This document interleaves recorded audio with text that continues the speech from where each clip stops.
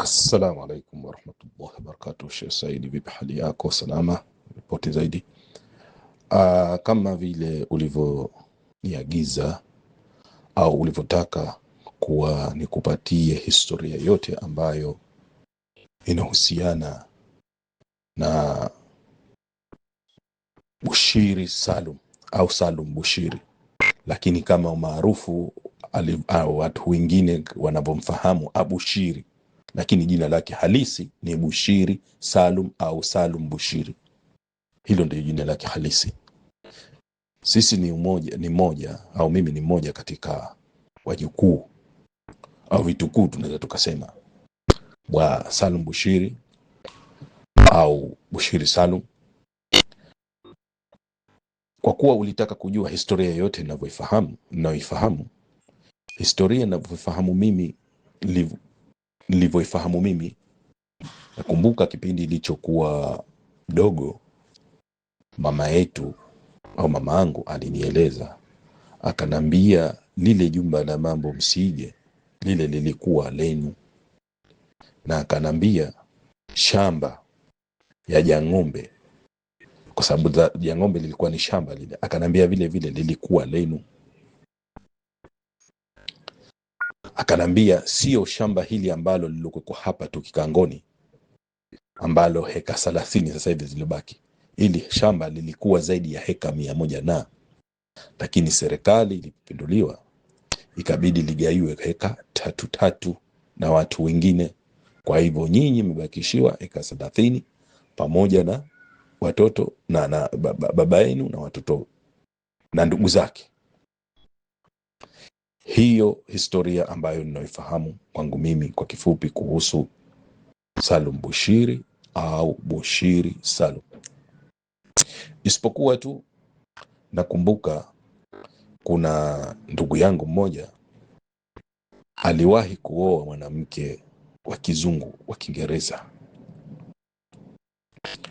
Alimueleza yule mwanamke wa kizungu kuwa familia yenu ni maarufu.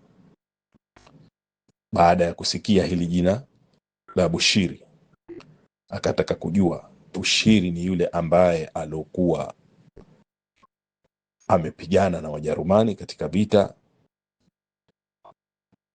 au mwingine. Lakini akapata taarifa, baada ya kufuatilia akagundua ni familia hii ndiyo ilohusika katika suala hilo Bushiri. Sasa alimwambia kuwa nataka uvae siku ya harusi yangu, nataka uvae nguo kama vile alivyokuwa marehemu babu yako, yani avae Kiarabu. Na wakafanya harusi, na kweli alivaa kama vile alivyovaa marehemu babu yetu, na ikafanyika harusi. Lakini yule mwanamke hakuishia pale, akataka kuifuatilia ile historia ya Salum Bushiri au Bushiri Salum. Walitoka wakenda mpaka Pangani, ambapo ni sehemu ambayo aliofia.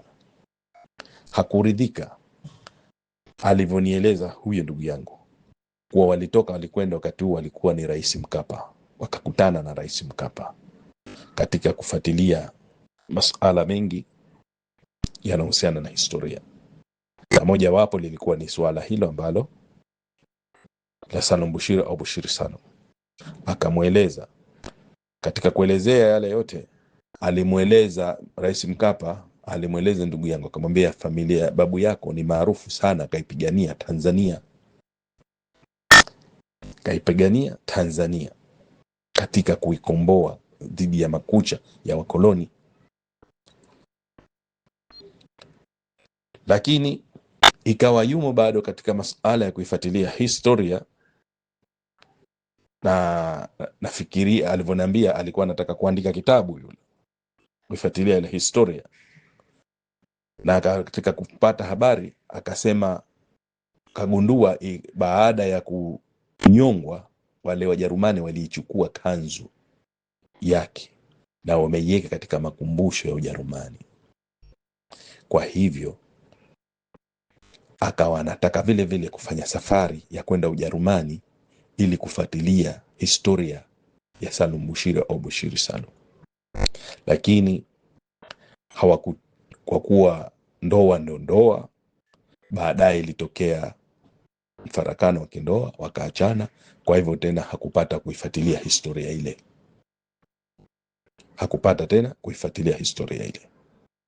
ndo baadaye mimi nikawa nasikia sana kwa sababu nilikuwa si mfuatiliaji wa historia, ndo nikawa nasikia sana katika vyombo vya habari.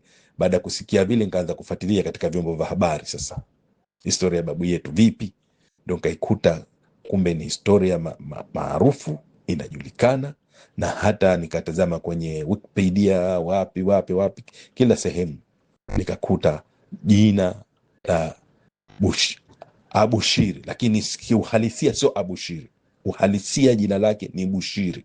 Nikakuta jina la Bushiri Al-Harthi limeenea katika mitandao ya kijamii na duniani kote kwa jumla, ambayo ni historia yake ni kubwa sana, ni historia kubwa sana. Kwa hivyo baada ya kufahamu hivyo, na nikaanza, ni mtu kwa kweli vile vile ni mtu wa mitandao, napenda sana kufuatilia mitandao, kusoma huku na kule na kusikiliza habari. Ndo juzi ndo nikaja nikasikia tena habari yako wewe kuwa unasema kuwa familia ya Bushiri bado ipo, lakini hatujui iko wapi. Ndo nilipoona nijitokeze, ili kama kuna lolote zaidi unataka msaada katika kuifuatilia historia ya babu yetu, ili iweze kukusaidia kadiri iwezekanavyo. Kwa hivyo ndivyo ninavyoielewa mimi historia ya babu yangu kwa kifupi, lakini mengi zaidi tumejifunza vile vile kupitia kwako wewe, kwa kufuatilia zaidi. Na nitakapokuja Afrika, nataka vile vile tuonane, na vile vile nina hamu kama itawezekana siku moja tufatane, tuende Pangani, nikaone kaburi lake na nikaone hapo alipofia, kwa sababu yule babu yetu, na nimwombee dua inshallah. Assalamu alaykum wa rahmatullahi wa barakatuh. Shukran.